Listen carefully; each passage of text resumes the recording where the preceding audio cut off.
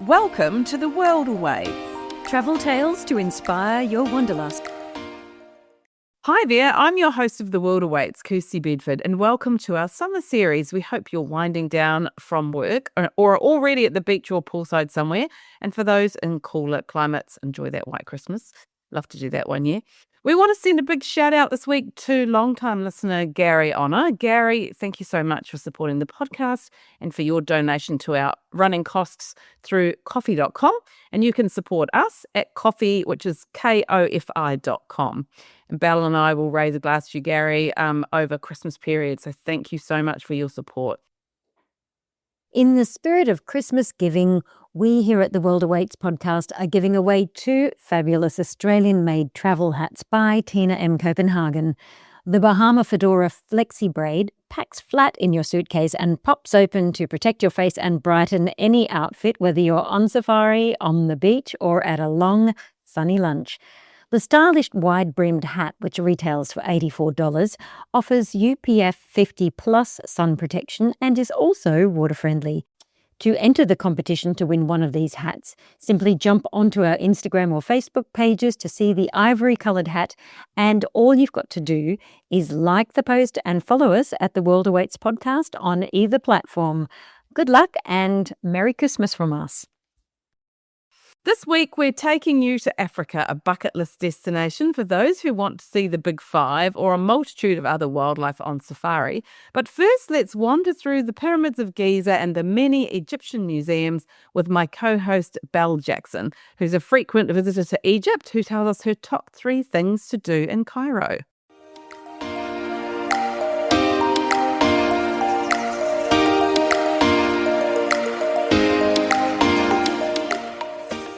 Belle's a frequent traveller to this North African nation because she's actually married to an Egyptian, anyone that didn't know.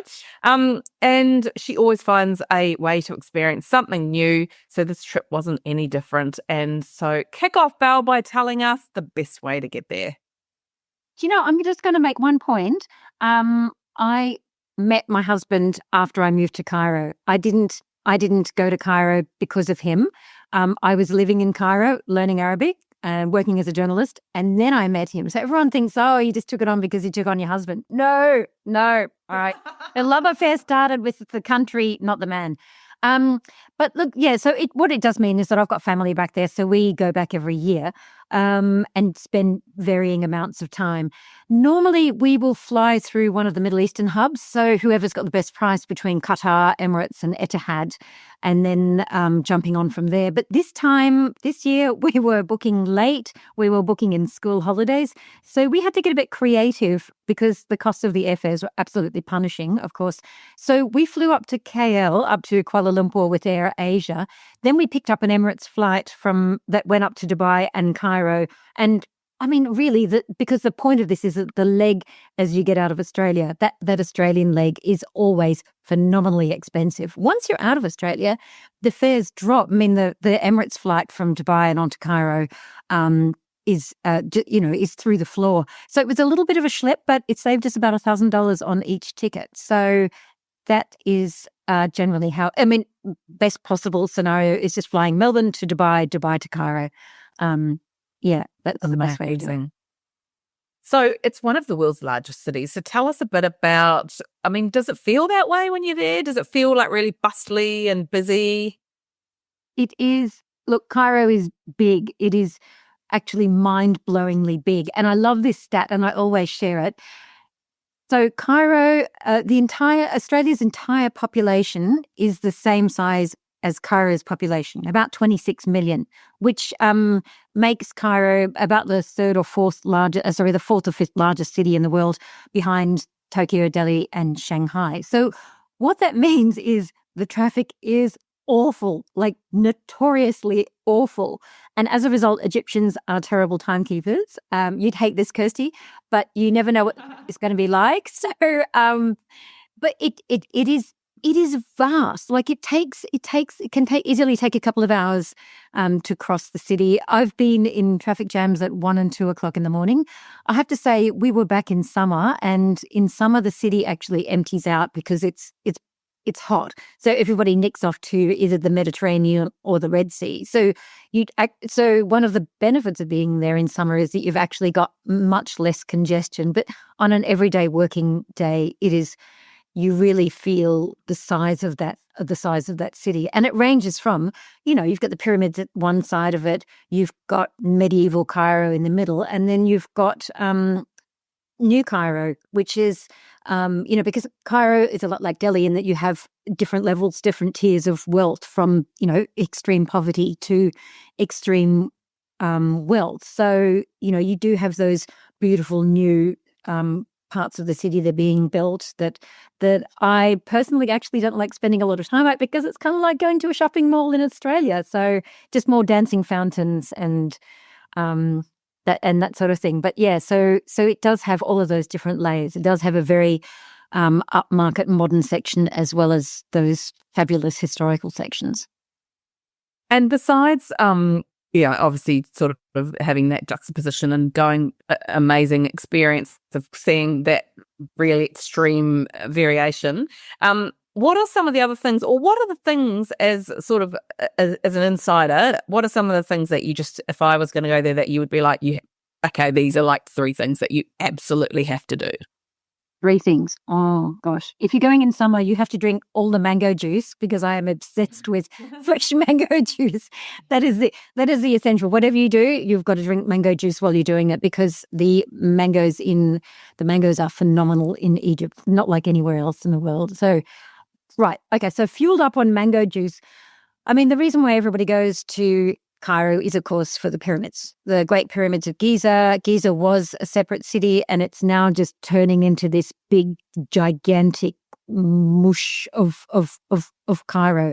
So they sit on the outskirts of the city, which is kind of weird, because in the time that I've been traveling there over the last sort of nearly 2 decades, you're finding that the city is encroaching and almost encircling parts of the pyramids. So, like those new developments that I've mentioned, they'll have names like Pyramids View, like a building estate or something like that, or, which is like, yeah, right. You go and have a look at the pyramids out in your backyard, So, which is phenomenal. And do they literally have views of the pyramids? Obviously, if they're that. There are places that look onto the pyramids, like there's residential areas that look onto the pyramids. The older ones, around one side that traditionally were quite a slum area, and that's where you go to rent your camels and carriages and horses as well, because one of the great things to do is to actually hire a horse and ride around the pyramids, and we used to do it at night.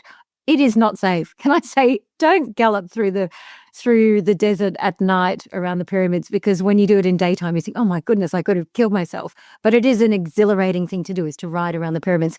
That side of it, people are from some of the lowest socioeconomic stratas of Cairean life, and they look at the pyramids. Phenomenal. That is being bulldozed and being built out now, and you're seeing a lot more development in that area. So, your 3 things to go to the pyramids, to go to Cairo, I would say pyramids. I would put Shara El Moez, which is medieval Cairo, and I'll come back to that a little later on, and then the museums, because the museums are intrinsically connected to how you understand and interpret the country. Amazing. And so on those museums, let's just talk about them. So the Grand Egyptian Museum, or GEM, everyone, I mean, we've been hearing about this for so long, and about how when it's going to be opening and what's going on in there, and what's in there really. So what's happening with that? Well, yes. I mean, look, 20 years it's been going on from the time they started planning the site for the Grand Egyptian Museum. So many things have happened that it's been delayed. They've run out of money. They've had different countries, like Japan has sunk a lot of money into it. The first time I did a tour, I've been there 3 times now, and the first 2 times they were both hard hat sites. So you had to put a hard hat on before you went in to explore it. It officially was supposed to open the first week I was in Cairo on the 5th of July, and serendipitously I thought, fantastic, I'm going to be there during the opening, and then it got paused yet again, like there's been so many times this has happened. This time is because, of course, the ongoing war in Gaza. So, this when it is officially going to be open, it's the world's largest collection of Egyptian artifacts, and it is also the world's largest archaeological museum. So of course the Egyptian government wanted to open it with all of the pomp and glamour that you would expect. They wanted to be able to invite heads of states from all over the world, because the ancient Egyptian artifacts have so many connections with things like the British Museum, which has quite a significant holding, and then of course in New York as well. But who's going to go there at the moment when there's bombing happening in the country next door? So they postponed it until it is another one of those casualties of that war in between Israel and Palestine. So it's physically finished.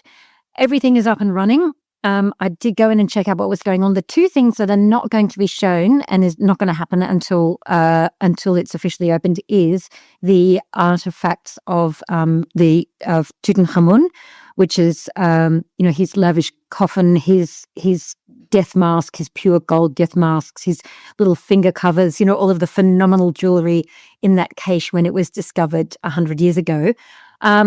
And the other thing is the solar boat of Chops, which used to live beside the Sphinx.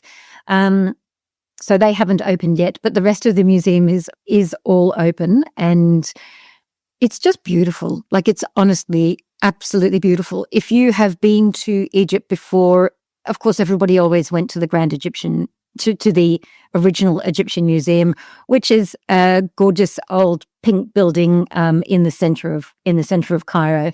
That everybody's gone there.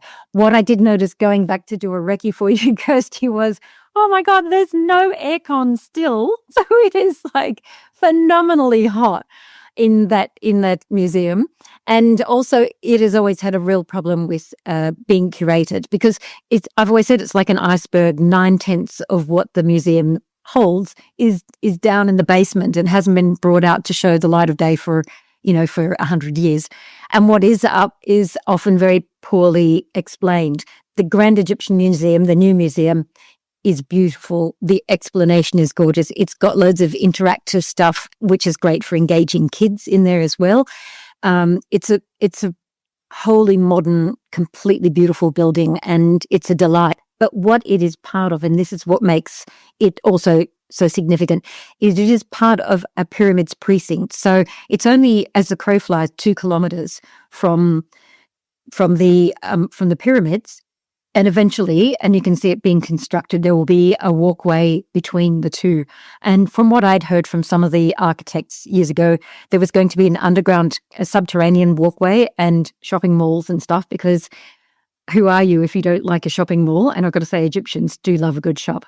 So eventually what you'll have is you'll have the pyramids, which themselves are undergoing significant change. That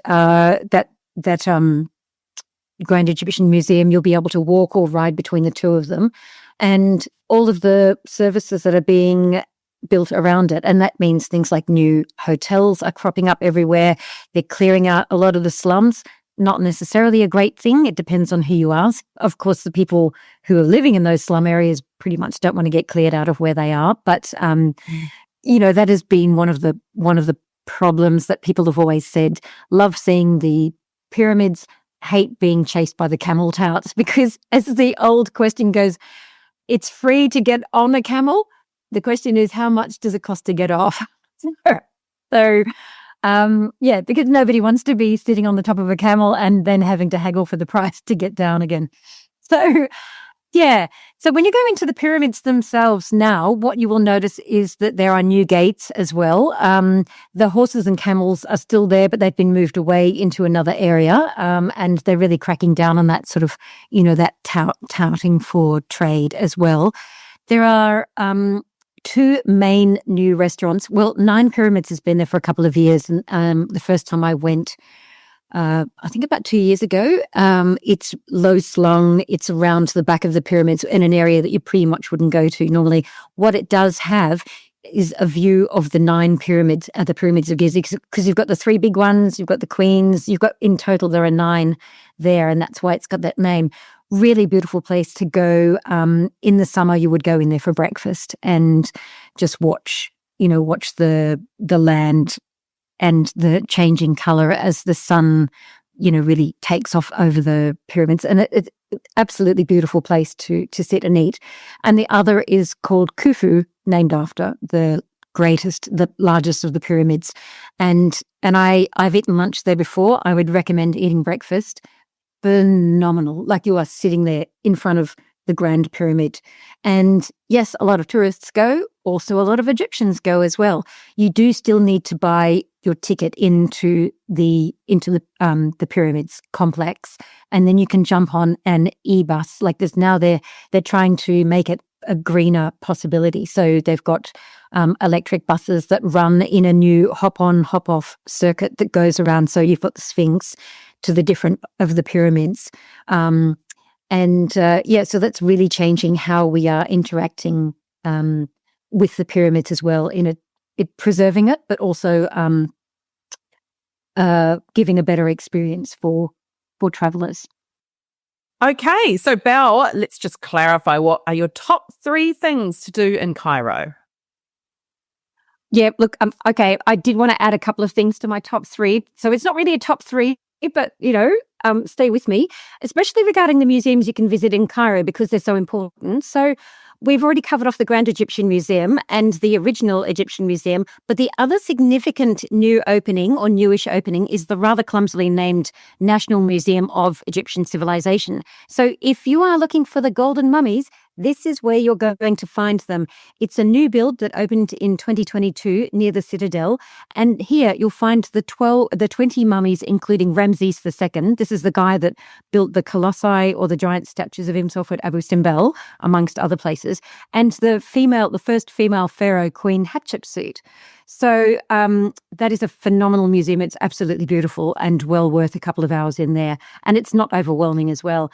And the others on my top 3 things to visit would include a walk through Coptic Cairo. And this is the birthplace of Christianity in Egypt, which still has about 15% of the population is Coptic Christian. So here you wander through these tiny mazes, and beneath a tiny, tiny church is a place where the Holy Family is said to have sheltered on their flight to Egypt. So it's just an amazing little microcosm in its own right, and absolutely densely packed. It's a neighborhood densely packed with churches, and there's a couple of museums, and just this tiny little labyrinth. It's really Coptic Cairo is fabulous. And the third thing that I mentioned earlier and didn't go back to, which I put on my list, is an afternoon and an evening walk in Shara El Muez, or El Muez Street, which is right beside the Khan Khalili market. So El Muez is the main thoroughfare of medieval Cairo. So you're walking between these 1,000-year-old palaces and hospitals, schools and mansions. I would go in the afternoon, as entrance to those mansions and palaces closes at 4 p.m. And then after that, I go up to one of the rooftop mango cafes for a cold mango juice, because essential, and wait, because at dusk, all those monuments are floodlit with coloured lights for one of the most beautiful displays in the city. So a walk through here is absolutely unmissable. Amazing. And so just on a day-to-day basis, when you're cruising around, how are you? Are you back to our old Uber friends? Are you obviously not leaving your mobile phones and Ubers, but what are you doing? Are you getting the Ubers around, or how are you? What's the mode of transport? Given, I mean, obviously, I don't know how if Uber would be a great option given the traffic that you mentioned. I know, yeah. Well, look, there is a massive metro scheme you'll see across Cairo being built, which eventually will link up with the airport with key destinations. There's also a metro station right opposite the Grand Egyptian Museum, and that is going to be phenomenal, because that's built. You'll just see these metro towers. It's going to be a what do you call them? Like an above ground metro system, and that is going to be linking the whole of Cairo up over the next few years. And when that happens, it's going to be great. There is already a metro train system that runs that is very heavily used, but so you can use that as a tourist. I was using Ubers. I don't use the taxis anymore. There was, they're really not that safe, I don't think. Not for, I mean, I travel a lot of the time. I'm on my own, like I'm solo when I do a lot of my exploring. So I do use Uber in Cairo. It's also got Didi runs there as well. So what it means is you can simply use your regular account. So there's no mucking around with foreign currency, using your credit card or anything like that. You just pay through the app like you normally do at home. It is phenomenally cheap. So my trips across the city, which might be like 45 minutes in across, never more than a few dollars, and always tipping the drivers, not in the app, but outside the app. So a cash tip is preferred because people are really doing it tough in Cairo at the moment, in the whole of Egypt at the moment. So, lastly, tell us a bit about its rating on Smart Traveller, and also, outside of Smart Traveller, how safe it sort of feels to be. I mean, obviously for you, it's a bit of a different experience because you have family there, and you know the area really well. But for people who are wanting to go right now, is it something you would suggest, and is it an option? Yeah, the rating for the Smart Traveller rating for Cairo and the Nile, all the way down to Luxor, Aswan, Abu Simbel, so the main tourist areas, is at level 2, which is exercise a high degree of caution, which is the same as France, can I point out. The US just dropped their travel warnings against Egypt again just recently as well. So there are some areas like North Sinai, which is on the border of Gaza and Israel, is of course a total red zone, a no-go zone. But honestly, it would be rare that you would have tourists going there anyway. So you would stay well away from those areas. Look, I had no dramas. I mean, Egyptians are devastated by what's happening in the country next door. They've been taking Palestinian refugees since 1948. So, and so they are well aware of what's happening there. But look, the thing that Egypt relies on for its foreign income, there's two things. The first one is the Suez Canal. Hello, Houthi rebels. Can I say, this is such an important revenue raiser for them. It's the connector between Europe and Asia. And I'm sure that there are listeners who have cruised through the Suez. So that's not really doing a whole lot for it. The second highest earner of foreign income in Egypt is tourism. And nothing kills tourism faster than war. So it sounds, ridiculous putting tourism and war into the same sentence. But tourism is what feeds 1 in 10 Egyptians. So yeah, it's not great for them at the moment. And look, I have to say, Egyptians are very aware of this. They appreciate the tourism industry. They genuinely love tourists. I was walking into Khan Khalili, which is the fabulous medieval souk, 700-year-old market that is it's like a labyrinth. It's a warren.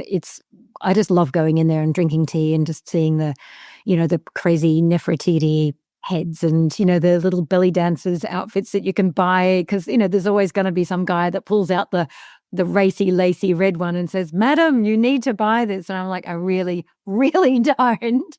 Thank you, darling. But yeah, so I was walking into Khan Khalili the other day and this woman says, "Oh, welcome to Egypt," she said in Arabic. Welcome to Egypt. We missed you." And I was like, "Oh, I miss you too." And sometimes you'll just have a woman run up to you and start kissing you on your cheeks, especially after the revolution when there was almost no tourists there. And the country was really suffering. Women would just come up and give you big smackers on the cheeks and say, "Thank you for coming." And you're just like, "Oh, gorgeous." I mean, seriously, the pleasure is all mine. So, they've had hard times, but while this war continues in Israel, they're going to continue having hard times. But it's really lovely to really feel so welcomed, and I do feel safe when I'm traveling there, even before I understood it so much as I did. Yeah, I think there is a genuine concept of Arabian hospitality that is still existent in Egypt. amazing. I love that story. Thanks so much for your insights, Belle, into Cairo. And you can see more on Belle's website, which is globalsalsa.com. And we'll put a link to her website and Instagram in the show notes, and also on our website, which is theworldawaits.au.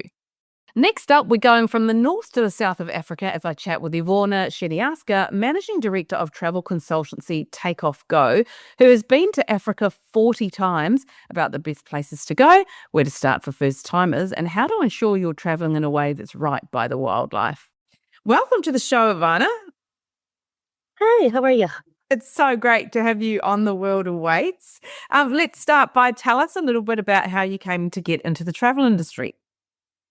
Of course. Yes, thank you. I'm excited to be here. I think travel is a little bit always in who I am and how I grew up. We immigrated to Canada, and when we could, spent a lot of time traveling back to Europe, to Poland where I was born, and a lot of that involved cost savings and finding the cheapest point of entry. So we would fly into Amsterdam, Paris, and then make our way over to Poland. So travel was always kind of who I was growing up, and I was in a different industry. I was in the music industry, and then that was put on pause because the company I worked for got bought out by a big record label, and I went back to bartending, which is great money in North America, and spent a lot of my time working. And from anything that I effectively made from tips, I would spend to go travel. I applied once upon a time for a travel job, and they told me I didn't have enough sales experience. And then so I just kept bartending and then traveling once every 3-4 weeks around the Caribbean, Central America, South America, because I was living in Toronto, and that was very close. Then from there, I think it was January or February, it was minus 30 degrees outside, and I was serving a table of suits. I was quite tanned, beachy, summer.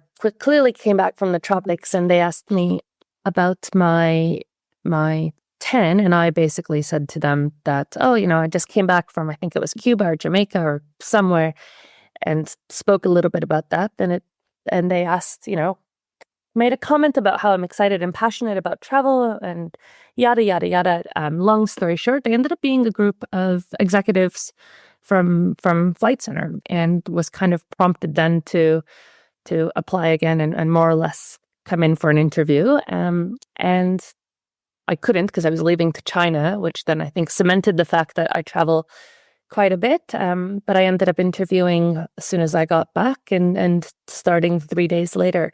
And then the rest is history. I've worked kind of in Canada, in briefly for some contracts in the UK, and then in the last 12 years in Australia. Amazing. Gosh, yes. And we were saying earlier, it's all about a love of travel, right? That's why we're in it. So what is it about the, safaris that has made you a specialist in that area, and what makes you keep wanting to go back on safari? Well, I love the world, and then safaris was kind of always on the list, but not necessarily just safaris. In 2010, there was meant to be a Global Achievers Award in South Africa, which I had qualified for, but a few months out, they changed it because of conflict with World Cup. And I decided I was going to continue to travel anyways, and came and spent what was meant to be 3 months in Africa, ended up being about 9. Fell in love with it, traveling through all of East Africa, Southern Africa. And it really just brought me, at the time, I suppose, and every single time thereafter, it brought me peace. There's something about being here in Africa and all of it, which is really hard to generalize a continent because you wouldn't do it anywhere else. But there's a level of humanity here, and that's just from kind of the people that I absolutely love, which brings me back. But also in the safari space, there's something about driving out that you become the truest form of yourself. So I always say to people, I keep coming back for the people, the place, which is just the natural Mother Nature and her beauty, and the peace that it brings, because it just settles all of your thoughts. You very much are left with a point of reflection when you're, staring out from a vehicle into a pride of lions or elephants or an impala in a tree. And then the perspective.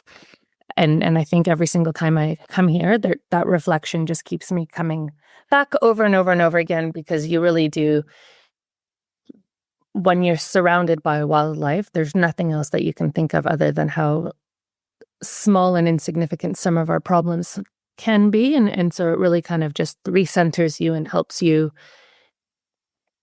I suppose, find yourself again and find that peace. Not to say that I need it, but it really kind of just reaffirms who I am each and every single time I'm here. Plus, it's just incredible, like being out in the bush, the smell in the morning, the dust settling over the sunrise. It's incredible. Just driving out, the noises you hear at night. I slept in Johannesburg last night, and it was the first silent sleep I've had in 2 weeks because I've been out in the bush. So, in the middle of the night in the bush, you might hear hippos grazing outside of your tent. You might hear alarm calls off in the distance, or elephants, and there's just something about it that's it gets under your skin. And most people who have been to Africa will tell you the same thing. There's just something about Africa that the moment you set foot here, you feel like you belong. And as soon as you leave, that you're just left with this overwhelming desire to return. Amazing.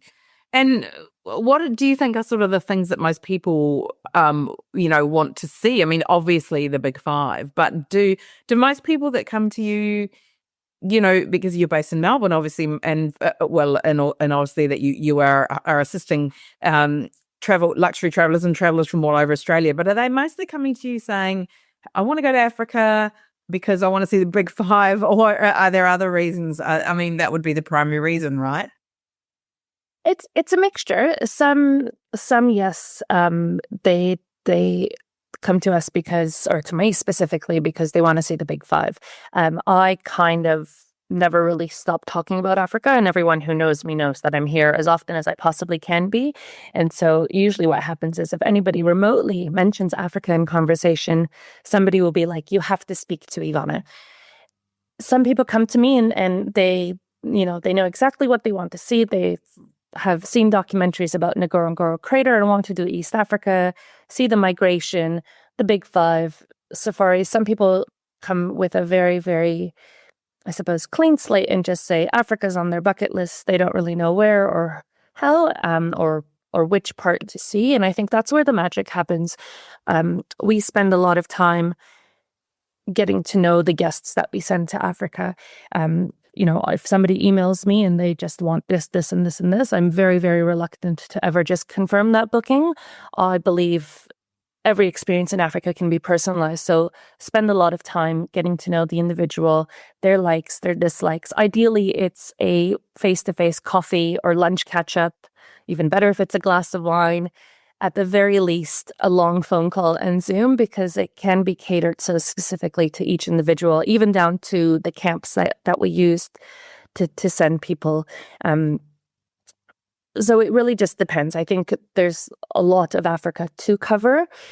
East Africa is very different to Southern Africa. And in the last few years, we've had these amazing nature documentaries on Netflix, BBC, The Planet Earth, where it highlights various parts of it. So I think some guests don't necessarily know how much of it can be combined, or how much of it can be focused on one destination. I've just had 10 nights in Zambia.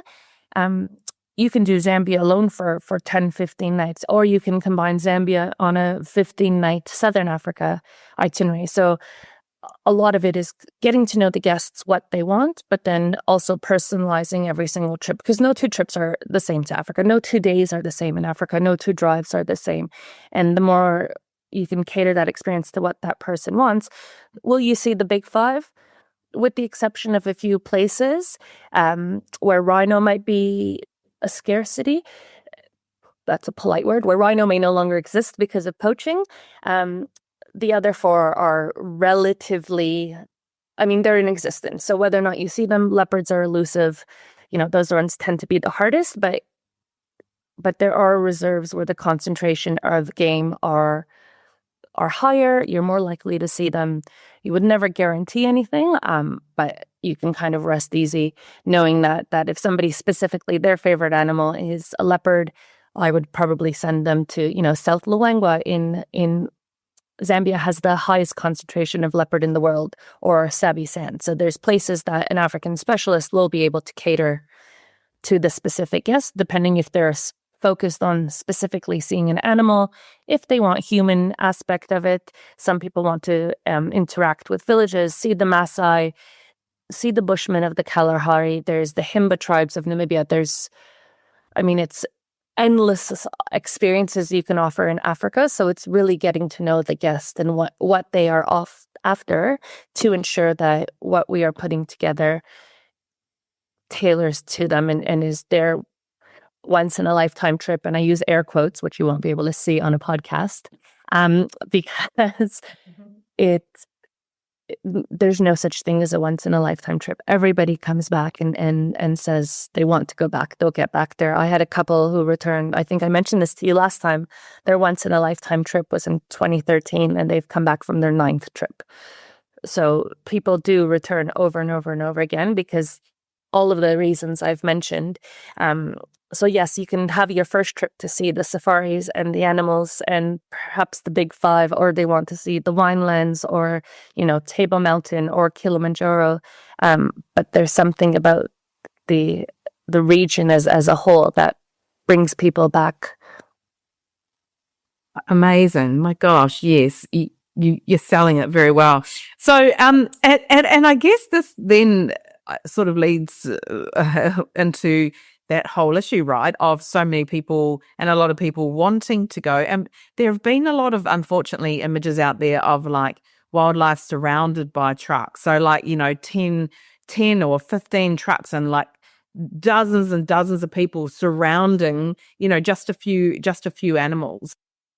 Sees that neighbor or private concessions within where it does limit the vehicle, but in Serengeti, Masai Mara, as the majority of the park is public, so everybody traverses the same main road, which often means, and it exists in southern Africa as well. But to speak of the footage, I think it was Nick Lear, who's a guide who posted the first one, which is the one that went viral.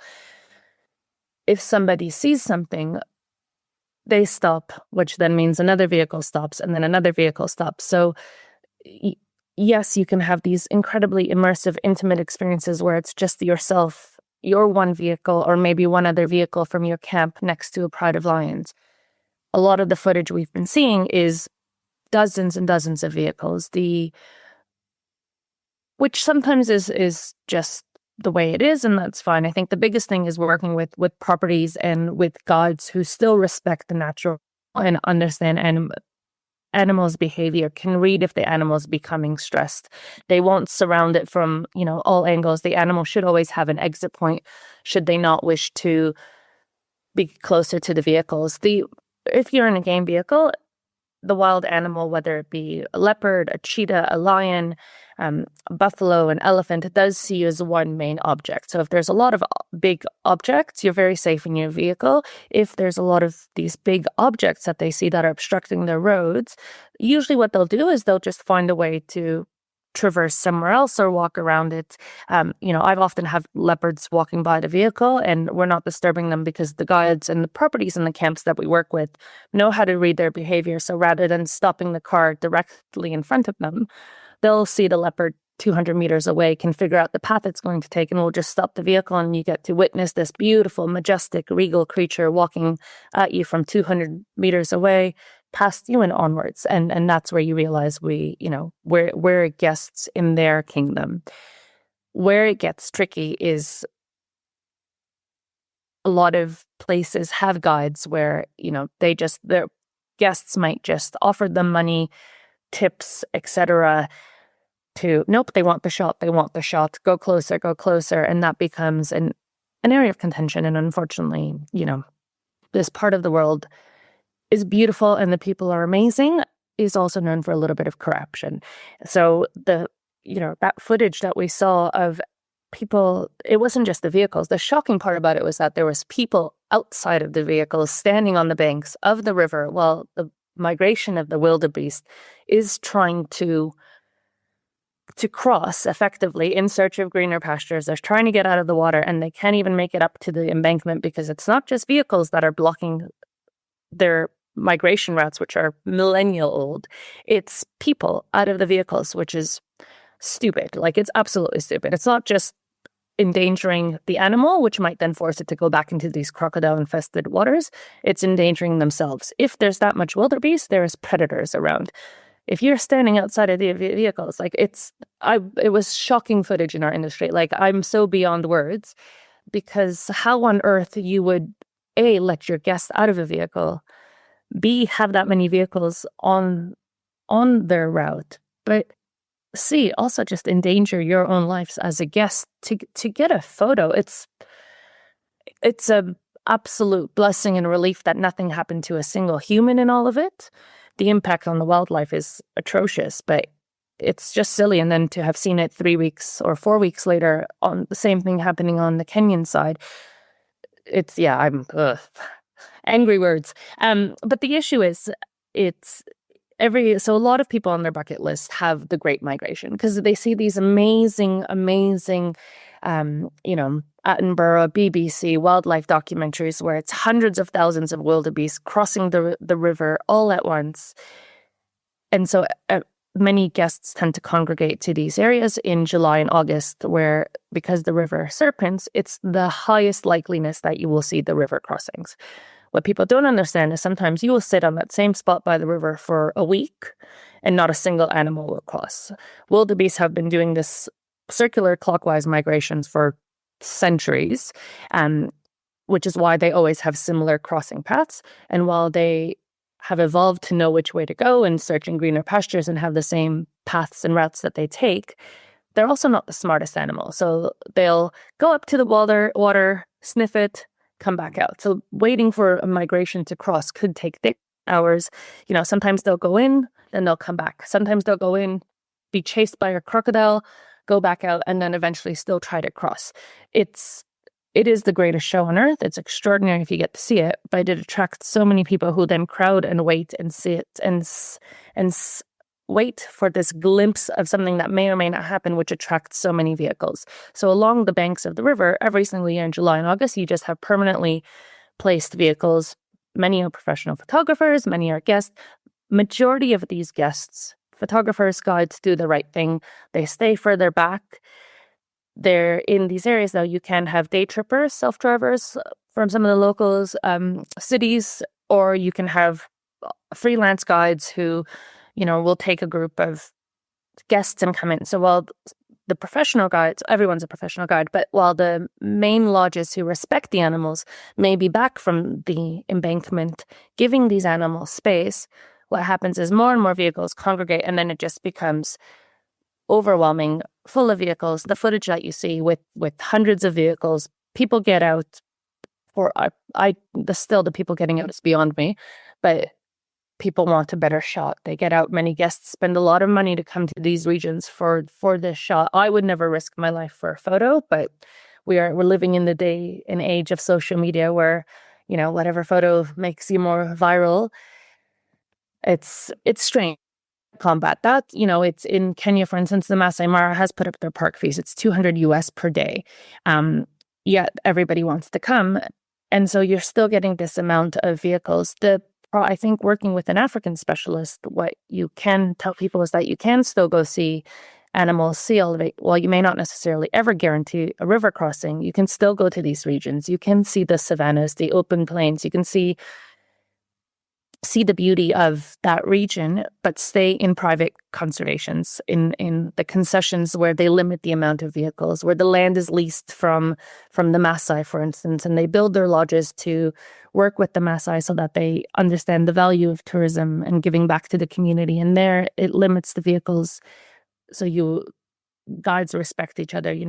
If it's leopard cubs or lion cubs, sometimes you may only have one vehicle there to ensure that cub is slowly being introduced to vehicles rather than 20 vehicles all at once. And then most of those private reserves will then limit any vehicle sighting to 3 vehicles to kind of treat Mother Nature as we are there as a guest rather than congregate.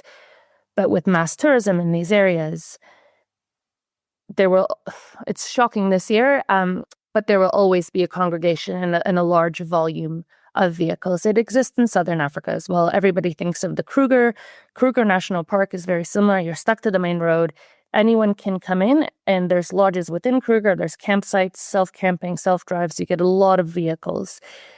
There's the greater Kruger region has, I can't think off the top of my head because it's 6 a.m., but dozens of private game reserves where there's no fences between them. The animals roam freely, but similarly, you can go off-road, 3 vehicles per sighting, and it's a very different relationship with Mother Nature where you're letting the bush grow back, you're letting the shrubs go back, the animals can interact. We had a great guide the other day with Time and Tide in South Luangwa. There was a leopard up in a tree, which is for most people an iconic, take a photo of a leopard in a tree, I guess, checklist, bucket list item. And South Luangwa is a national park, so they don't limit the vehicles. Our guide was fantastic.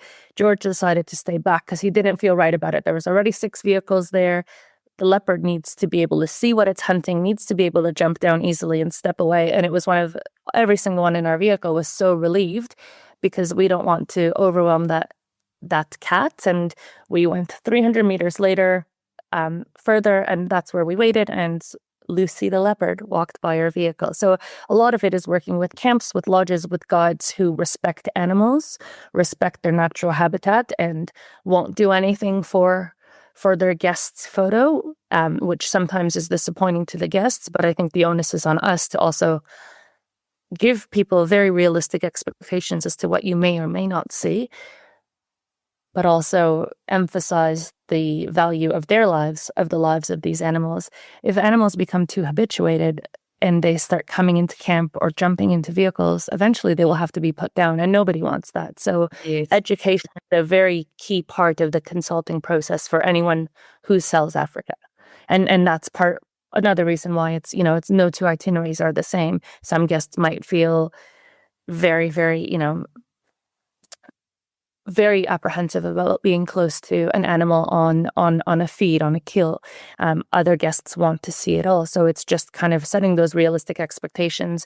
And the guides are, I've never had a bad guide because I work with the right properties, but the guides are absolutely incredible at reading our behavior as guests, not just at the animals, but our behavior as guests to ensure that we are comfortable. The last thing you want to do is have a guest scream or act out if a lion does get too close. So guides are really, really good at gauging, and it's safety first for everyone: animal safety, human safety, guest safety, their own safety. We can see a lone bull elephant, and while it looks amazing and people want to see it closer, the guides will know that no, he's in must. We need to get away as quickly as possible. So working with the right camps, the right guides is key. I would be very, very reluctant. I've been 40 times and I would still never self-drive. So I think, yes, there's a lot of over-tourism and people do think it's accessible, and the beauty of, AI, you can plan these things online, but where are you compromising your safety if you're trying to do it yourself or cut corners or be closer to the animals? Yeah, wow, that's so insightful and interesting.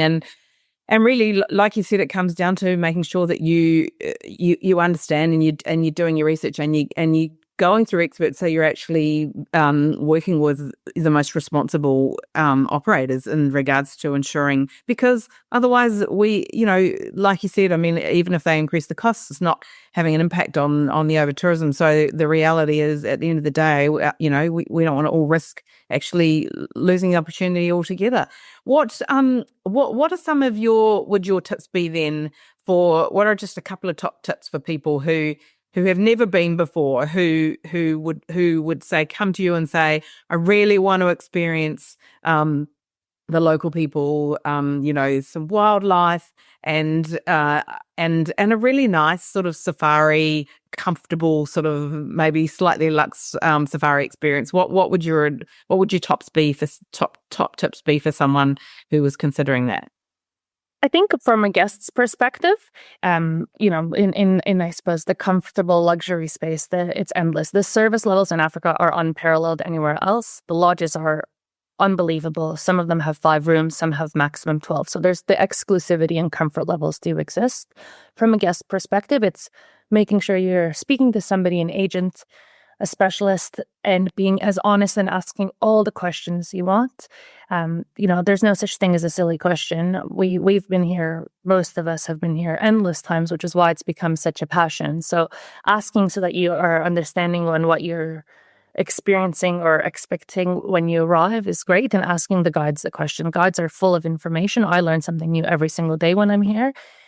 So I think, if you want to see the gorillas, be honest, say you might have mobility issues, and then we can say, okay, well, gorilla trekking is amazing. In Rwanda, shorter hikes, but higher altitude. In Uganda, longer hikes, lower altitude. And so really kind of the more open a guest or an agent is about the traveler, the more that itinerary can really be curated to not just their wants and what they want to see, but their needs and their comfort level. And then from a safari point of view, I mean, it's mix it up. Like Zambia is Eden. It's amazing. Don't necessarily think that because you see Kenya, Tanzania on nature docs that's the most amount of animals. Lower Zambezi National Park, where I was unbelievable. I stopped counting elephants because every single photo we took was surrounded by elephants, babies, all the animals. So I think it's be open to new destinations, especially if there's time of year constraints or you want more value out of your money, but also take the guidance. If the more forthcoming people are with information, the better the guidance can be from us. And East Africa, Kenya, comfort levels may not be the same for one guest as they might be for another, and we can really kind of tailor if Madagascar, if Namibia, if Botswana, if Kenya, Zambia are the right fit for that guest. Yeah, great advice. And we're running out of time, but I'm going to quickly ask you, what's your favorite safari destination and why?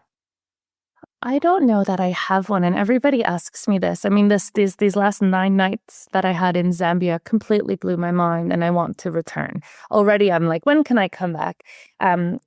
Botswana is very special as well because it's Botswana, and that's what's all on all the nature docs. But Zambia has the water activities as well. There's something about the greater Kruger area. I love Sabi Sand. I've stayed. Dulini is actually the only camp I've ever returned to. In all of these years of traveling too, because I just loved it so much. But then you have fantastic properties in the southern part of Sabi Sand where the service is just, you leave feeling like family. So that's where I send all of my guests. Lion Sands is, that whole concession is private. It's amazing. I don't know. But then Tanzania, I really don't know. I don't have a favorite destination.